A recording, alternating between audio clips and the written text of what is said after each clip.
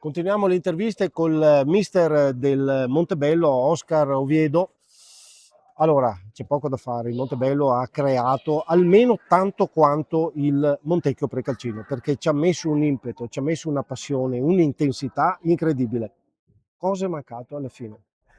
Buonasera a tutti. Sì, ora è difficile fare un'analisi con un risultato così negativo. Veramente dispiace tanto perché i ragazzi stanno lavorando tanto. Sappiamo che abbiamo avuto un inizio difficile, però la squadra, come dici tu, ha cominciato a crescere in difesa, anche in attacco.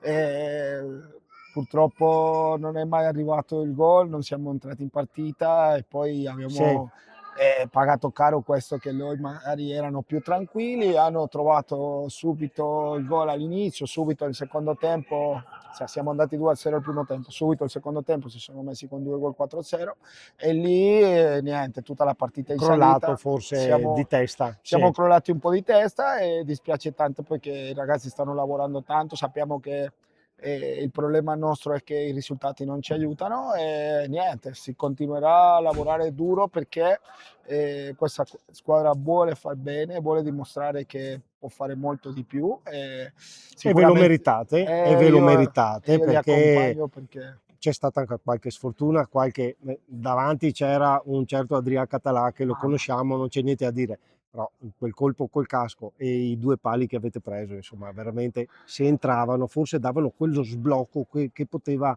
spingere i vostri giocatori, Sì, insomma, sì, no? Al sicuramente cambiamento. cambiare, sì, sì, un cambiamento magari alla partita e non un risultato così che secondo me era Sì, troppo per la partita come è andata. Però vabbè, ci troppo dà penalizzante troppo effettivamente, c'è poco da penalizzante, però fare. ci dà tante cose per continuare a lavorare. Subito giovedì abbiamo una partita in casa contro il Rolle, quindi speriamo di continuare a crescere, dimostrare e magari, come dici tu, finalizzare tutto quello che si è creato.